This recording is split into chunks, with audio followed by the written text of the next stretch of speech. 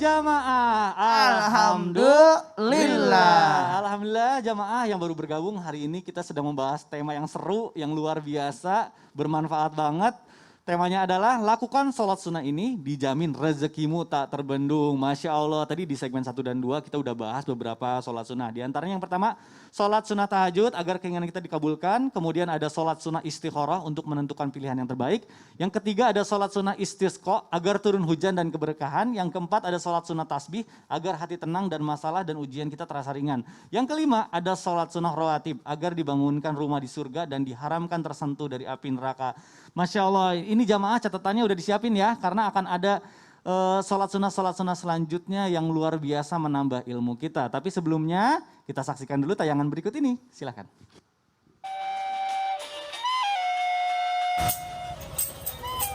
Halo. Ya galak nih. Halo. Wah, kamu lagi, Mas, kan saya sudah bilang kalau Masnya mau ke sini itu tunggu saya gajian.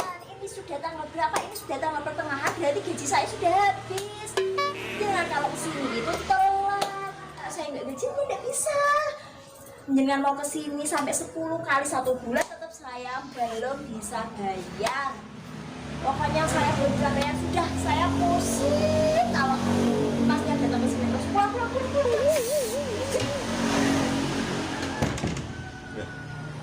Ngomong aja belum. Kalah.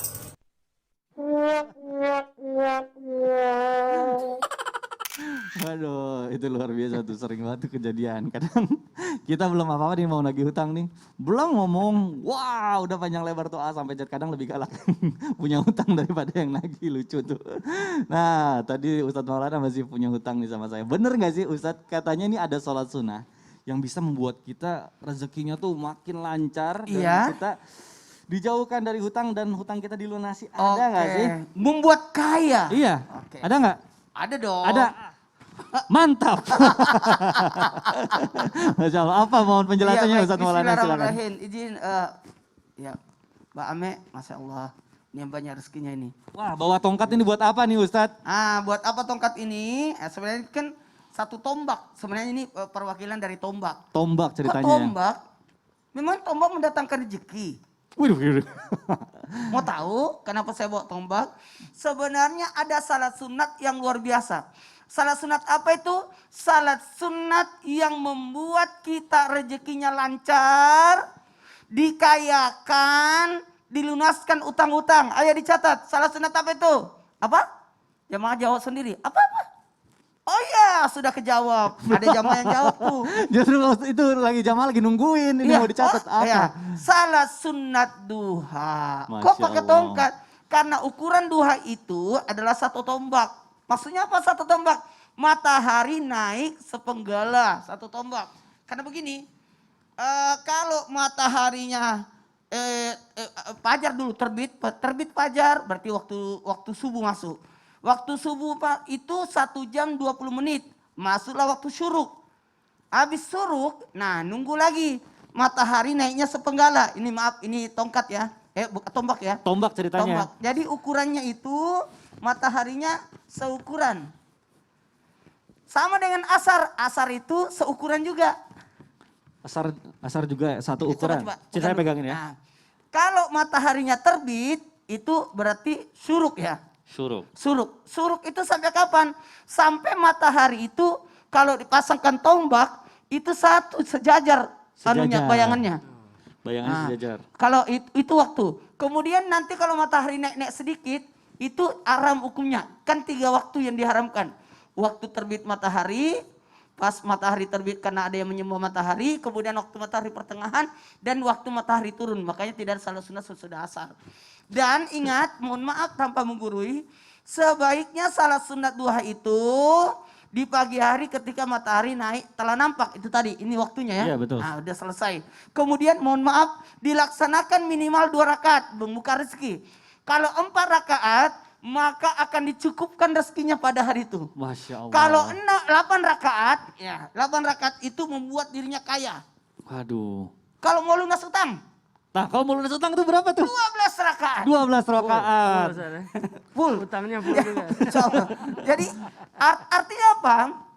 Mohon izin, batas salat sunat duha itu jumlahnya paling maksimal 12 rakaat. Ada maksimalnya ya berarti Maksimalnya Ustadz, 12 rakaat. Kalau Maksimal salat 12. tahajud kan terserah berapapun. Iya. Tapi kalau duha Untuk batasnya 12. Batas. Kan kenapa? Supaya kamu cari duit. betul, betul logikanya sih betul.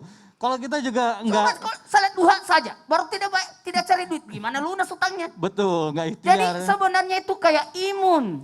Iya. Salat sunat duha itu jadi imun untuk semangat mencari nafkah. Masya Allah. Jadi bukan tinggal di masjid, tinggal di rumah, salat, baru tidak mencari. Jadi harusnya, tapi bagaimana caranya? Tata caranya adalah 2 rakaat, 2 rakaat, 2 rakaat, 2 rakaat. Kalau salat sunat tasbih ada pilihan tadi. 4 rakaat boleh, kalau di malam hari langsung, di siangnya 2 rakaat, 2 rakaat. 2 rakaat. Kalau siang ya, Iya. 2 rakaat, 2 rakaat. Kalau malam 4 rakaat langsung. Benar. Malam Kebalik dua ya. rakaat, dua rakaat. Kalau siang 4 rakaat langsung. Lanjut kalau malam 2 rakaat, 2 rakaat. 2 rakaat. Itu salat sunat tasbih. Tasbih. Iya. Yang 300 tasbihnya. Tapi kalau duha sebaiknya 2 rakaat, 2 rakaat. Pangumpunah. Tahu pangumpu? Apa tuh? Salat bacaan surah setelah surah Al-Fatihah. Oh iya. Tambahannya. Sebaiknya adalah surah Ad-Duha. Surat Ad-Duha. Surah Ad-Duha dan di rakaat kedua Al-Ikhlas. Kemudian begitu seterusnya. Tapi kalau mau surah-surah yang lain boleh. Boleh. Jadi mohon maaf jangan kalau begitu aku salat sunat aja pasti lunas utangku. Tidak begitu Tidak, juga. tetap harus usaha. Jadi sekali lagi 2 rakaat itu membuka rezeki, 4 rakaat itu mencukupkan zikir pada hari itu, mencukupkan rezekinya, 8 rakaat dikayakan, 12 rakaat dilunaskan utangnya. Waduh, Masya Allah. Niatnya Ustadz gimana? Saya kalau berniat misalnya- salat sunat duha 2 rakaat sunat karena Allah.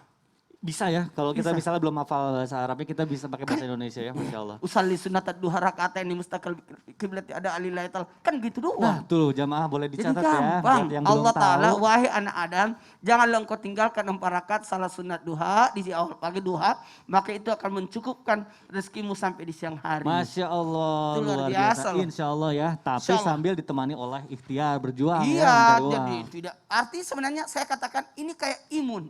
Menaikkan imun Menaikkan. kita untuk usaha. Betul, Masya Allah, luar biasa. Boleh duduk kembali para guru-guru ya. Ini tongkatnya saya kembalikan dulu ya, Masya Allah, luar biasa. Bisa tongkat terbang sendiri tuh. Tuh, Masya Allah. Iya, jadi gitu. Luar biasa. Jadi kita udah dapat banyak banget nih yang terakhir tadi dari Ustadz Maulana. Belum terakhir, masih banyak. Tapi, nah selanjutnya saya masih ada pertanyaan nih tentang sholat sunnah juga. Ini juga penting nih.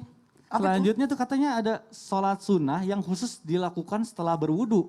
Nah itu kira-kira sholat apa sih yang dilakukan setelah berwudu dan apa aja manfaatnya?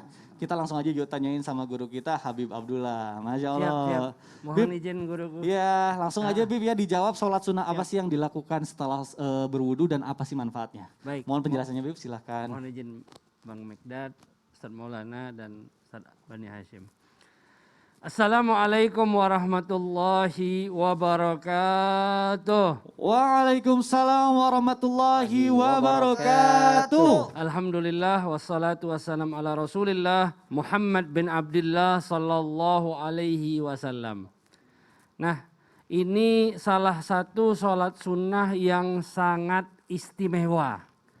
Yang menjadikan kita memiliki investasi yang pasti kelak di akhirat. Ada investasi? Investasi buat di akhirat. Investasi pasti. Waduh. Investasi pasti Apa tuh di investasi yang akhirat. Kalau pasti investasi kan masih ada Biasanya investasi belum, iya. bodong, Iya. masih ada investasi yang lainnya. Ini investasi pasti. Jadi seperti apa melaksanakan sholat sunnah wudhu? Yang pertama saya ingin mengajak para jamaah untuk memperhatikan bagaimana setelah berwudhu. Setelah wudhu nih, jangan langsung kita habis wudhu, langsung aja masuk ke dalam masjid, enggak. Setelah wudhu kita baca dulu doa setelah wudhu. Kemudian berdoanya itu berdiri menghadap ke arah kiblat. Asyhadu an la ilaha illallah wahdahu la syarikalah wa asyhadu anna Muhammadan abduhu wa rasuluh.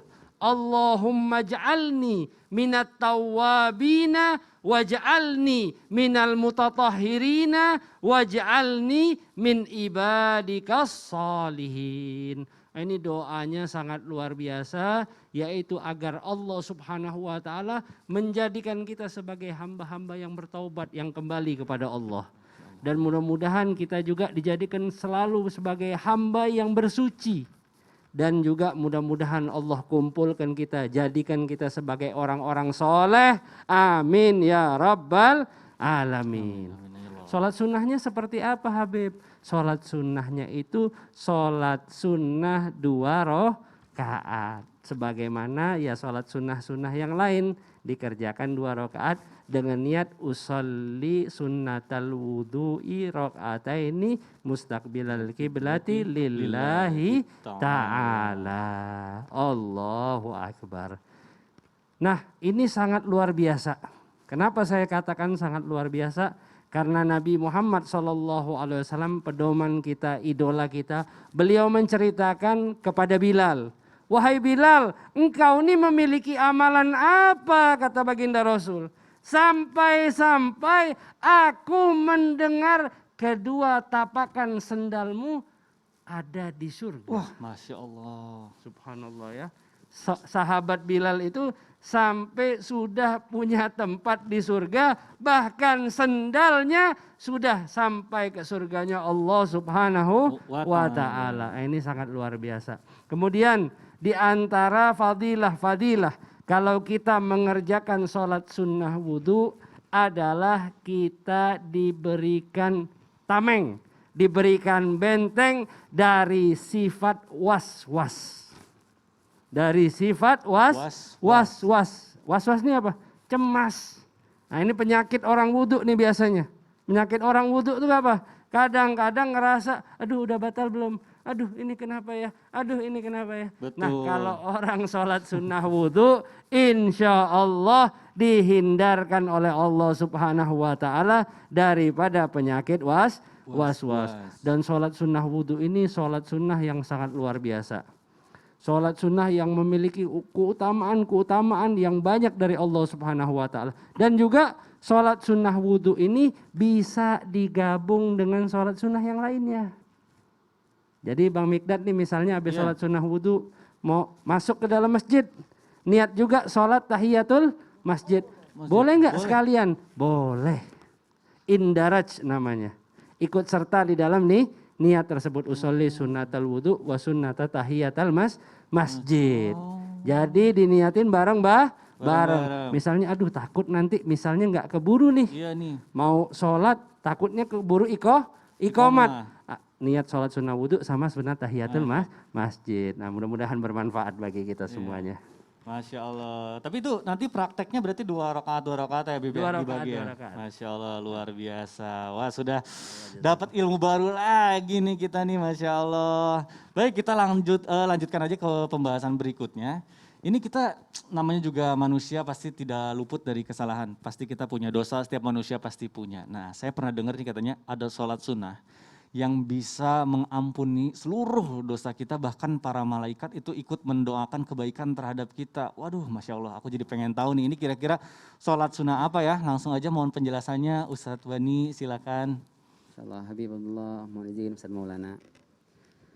Bismillah wassalatu wassalamu ala Rasulillah wa ala alihi wa ashabihi wa mawalah la haula wa la quwata illa billah. Para pemirsa, Islam itu indah dimanapun berada. Ini kita masih ngomongin ibadah-ibadah atau salat sunnah yang berkaitan dengan rizki, Bang Dad ya. Nah, yang terakhir, yang berikutnya adalah salat sunnah taubat. Salat sunnah taubat. Taubat. Kenapa salat sunnah taubat? Kok nyambung urusannya sama rizki? Karena orang itu kalau melakukan dosa dan maksiatnya bikin rezekinya mampet. Nauzubillah. Dan kayaknya nggak ada di antara kita yang nggak punya dosa nih ya. Betul. Semua kita punya salah, semua kita punya khilaf. Maka yuk sama-sama kita bersihin. Yuk sama-sama kita memohon kepada Allah Subhanahu wa taala. Nah, Ibnu Katsir mengatakan orang kalau punya salah itu rangkaiannya pertama dia harus meninggalkan perbuatan salahnya itu. Yang kedua dia harus menyesal, an-nadam. Nyesal itu gimana Ustadz? Nyesal itu gambarannya kita kalau ingat dosa itu nangis. Saya udah nyesel Ustaz, saya udah nyesel. Tapi begitu ingat senyum-senyum sendiri. Loh kenapa? Ingat masa lalu waktu jahiliyah. Itu belum nyesel tandanya. Dia masih menikmati masa-masa kelamnya itu. Nauzubillah min dzalik. Nauzubillah min dzalik. Menyesal. Nah setelah itu bertekad saya tidak akan mau lagi kecebur dalam perbuatan dosa itu. Kalau dia berkaitan dengan manusia, maka minta diselesaikan. Ya, mohon maaf, kalau ada hutang ya bayar hutangnya. Kalau tidak mohon diikhlaskan, selesaikan. Nah baru setelah itu kita salat sunnah, taubat kepada Allah Subhanahu wa taala. Kata Rasulullah sallallahu alaihi wasallam, "Ma min 'abdin yuznibu dzamban, tsumma yuhsinut tuhur, fayusalli rak'atain, tsumma yaqumu fayusalli rak'atain, tsumma yastaghfirullah illa ghufira lahu." Atau kama qala. Tidaklah seorang hamba melakukan perbuatan dosa, kata Rasulullah sallallahu alaihi wasallam, lalu dia memperbagus wudunya. Nah, sudah dijelaskan oleh Habib tadi itu. Masya Allah. Setelah itu dia sholat 2 rakaat. Jadi setelah sholat sunnah wudu ditambah dengan sholat sunnah taubat. 2 rakaat. Lalu dia mohon ampun kepada Allah. Dia menangis dalam sujudnya. Dia akui dosa dan kesalahannya. Dia bertekad tidak mau lagi kecebur dalam dosa dan maksiat tersebut. Insya Allah kata Rasulullah illa ghufira lahu, kecuali Allah akan ampuni dosa dan kesalahannya. Kalau sudah diampuni dosa dan kesalahannya, Allah lancarkan rezekinya, Allah mudahkan urusannya, Allah kabulkan doa-doa dan permintaannya. Ustaz, saya sudah rajin ibadah, saya sudah kerja mati-matian, doa tiap hari, tiap malam Ustaz, gak pernah berhenti. Kenapa Ustaz hidup saya masih susah? Jangan-jangan dosa belum ente tinggalin. Jangan-jangan belum tobat kepada Allah Subhanahu wa taala. Maka tobat kita kepada Allah Subhanahu wa taala. Bagaimana tata caranya? Kata Rasulullah tadi 2 rakaat. Ya. Kapan waktunya? Semua ulama sepakat waktunya kapan saja. Begitu dia melakukan dosa maksiat, lalu dia tersadar, dia mohon ampun kepada Allah Subhanahu wa taala, walladzina idza fa'alu fahishatan aw zalamu anfusahum dzakarullah fastaghfaru lidzunubihim. Orang-orang yang apabila melakukan kesalahan dia zalim terhadap dirinya, tidak memberikan hak-hak terhadap dirinya atau hak-hak kepada Allah, hak-hak kepada sesama, lalu dia langsung ingat Allah. Nah, di sini para ahli tafsir, sebagian ulama mengatakan maksudnya adalah salat sunnah taubat. Dia mohon ampun, dia langsung salat kepada Allah Subhanahu wa taala. Jadi waktunya kapan? Bebas. Bahkan ya. Ibnu Taimiyah dalam Majmu' Fatawa mengatakan, bahkan Ustaz mohon maaf, di salat-salat di waktu-waktu yang dilarang tadi, yaitu kan ada 3 waktu terlarang. Betul. Habis salat subuh sampai waktu syuruk, terbit matahari. Pas matahari di tengah, jadi kita berdiri bayangan pas tadi di bawah kita itu dilarang, dan ba'da asar sampai maghrib itu terlarang. Tapi kata Ibnu Taimiyah untuk sholat sunnah taubat ini tidak apa-apa dilakukan. Tidak ada pengecualian. Bebas. Tidak ada pengecualian. Bahkan di waktu terlarang pun boleh dilakukan. Ya, takutnya nggak hidup lagi ya. Takutnya kalau ditunda nanti maghrib, nggak sampai maghrib Betul. nyawanya. Umur nggak ada yang tahu ya Ustadz ya. Betul, betul. Masya Allah. Jadi kita beristighfar, mohon ampun kepada Allah. Dan perbanyak istighfar. Ini mohon maaf sekali kita berduka. Hari ini bangsa kita dilanda musibah, bencana banyak sekali. Banyak-banyak istighfar kepada Allah. Dalam surat Al-Anfal ayat 33. Di antara cara supaya terhindar dari musibah, dari bencana adalah wahum mustaghfirun. Yaitu memohon ampun kepada Allah Subhanahu wa taala. Mudah-mudahan Allah hindarkan kita semua insyaallah. Amin ya Allah, amin ya rabbal alamin. Itu tuh penting banget. Barangkali kenapa kita hutang kita banyak kok nggak lunas-lunas, udah kerja dari pagi ke pagi kok hutang masih banyak aja, mungkin Ada dosa. ada dosa. Mungkin kita belum taubat, belum minta maaf sama orang yang pernah kita zolimi. Masya Allah. Baik, luar biasa pembahasan kita ini, sangat penting banget ini catatannya nih, jangan lupa jamaah ya, karena masih ada lagi nih sholat sunnah yang bisa memperlancar rezeki kita, membuat hidup kita semakin bahagia. Nah masih ada satu lagi, jadi tapi ini saya masih ada pertanyaan juga nih. Yang satu lagi ini karena penting nih, saya pernah dengar nih, Bib, langsung aja ya. Ini saya pernah dengar katanya ada sholat sunnah penutup yang dapat membuat kita itu dicintai oleh Allah. Ya, nah, mudah-mudahan. aduh, Masya Allah. Ini apa sih Bib, sholat sunat penutup yang membuat kita itu dicintai oleh Allah? Mohon penjelasannya Bib. Mudah-mudahan kita yang terlibat dalam acara Islam itu indah dan yang menonton Islam itu indah dicintai oleh Allah Subhanahu wa taala. Amin ya rabbal alamin. Assalamualaikum warahmatullahi wabarakatuh. Waalaikumsalam warahmatullahi wabarakatuh. Alhamdulillah wassalatu wassalam ala Rasulillah Muhammad bin Abdullah sallallahu alaihi wasallam. Salat sunnah yang membuat kita dicintai oleh Allah Subhanahu wa taala adalah salat sunnah witir. Salat sunnah witir ini juga dianjurkan sebagai sholat sunat penutup daripada sholat sunnah yang kita kerjakan. Kenapa kok dibilang witir ini sebagai amalan yang dicintai oleh Allah Subhanahu wa taala? Tadi juga udah disampaikan oleh guru-guru kita, innallaha witrun yuhibbul witra. Sesungguhnya Allah itu ganjil dan mencintai yang ganjil. Jadi sholat sunnah witir itu jumlahnya ganjil. Mulainya berapa? Mulainya ada para alim ulama yang berpendapat bahwa aqalluhu rakaah, paling sedikit 1 rakaat. Tapi masa sih mau ngerjain 1 rakaat? Pelit Nanggung amat ya, Bib, ya. banget. Pelit banget ya Bib ya. Ayo kita sempurnakan menjadi 3. Adnal kamal salas, kata para alim ulama. Yang paling sempurnanya, yang paling sedikit kesempurnaannya itu 3. Kemudian apa? Ada 5, ada 7, ada 9. Paling banyaknya wa aktsaruhu ihda asyarata rakaah. Paling banyaknya itu 11 rakaat.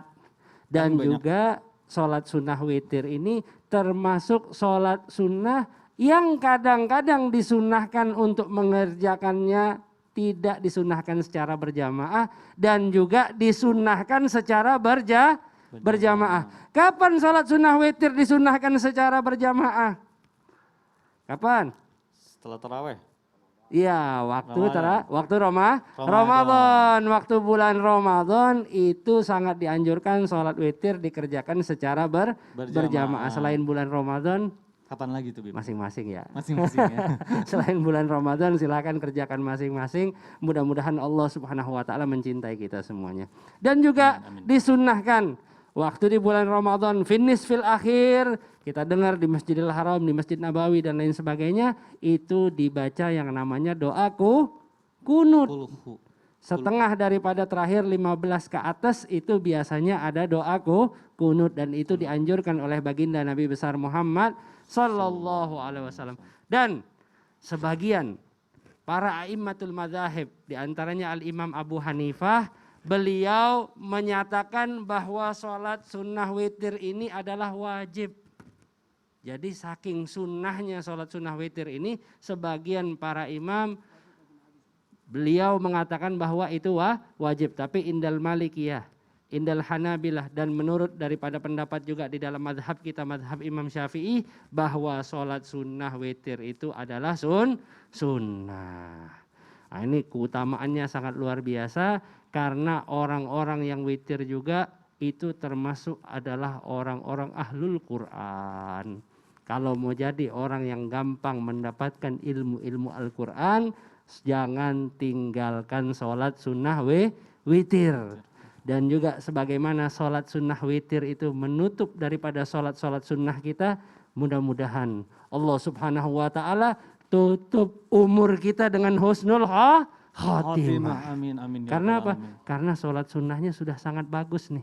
Ditutup dengan sholat sunnah. Maka menjadi sesuatu yang sangat indah jika kita menutup sholat kita dengan sholat witir. Mudah-mudahan umur kita pun ditutup dalam keadaan husnul khotimah. Amin ya Allah. Dan juga Ya Rabbal Alamin. sholat sunnah witir ini adalah sholat sunnah yang tidak pernah ditinggalkan oleh baginda Nabi besar Muhammad sallallahu alaihi wasallam. Maka dari situ para alim ulama ada yang mengatakan bahwa itu wajib karena Rasulullah nggak pernah ninggalin. Masya Allah. Sallallahu alaihi wasallam. Mudah-mudahan kita selalu mengidolakan Nabi besar Muhammad sallallahu alaihi wasallam. Wallahu a'lam. Amin, amin ya Rabbal. Luar biasa, Masya Allah. Nah jadi jamaah, kuncinya kalau kita mau dikasih rezeki sama Allah, tentunya kita harus dicintai dulu sama Allah. Nah salah satu kuncinya itu dengan sholat witir, Masya Allah. Tadi catatannya udah aman ya berarti? Aman insya Allah. Baik jamaah, ini karena semakin banyak pertanyaan yang masuk ke kolom komentar Islam itu indah. Jadi nanti insya Allah setelah ini kita akan menjawab kembali pertanyaan jamaah. Dan insya Allah akan dijawab oleh guru-guru kita. Tapi setelah ini ya, tetap di Islam itu indah. Jamaah, oh jamaah, alhamdulillah. Alhamdulillah.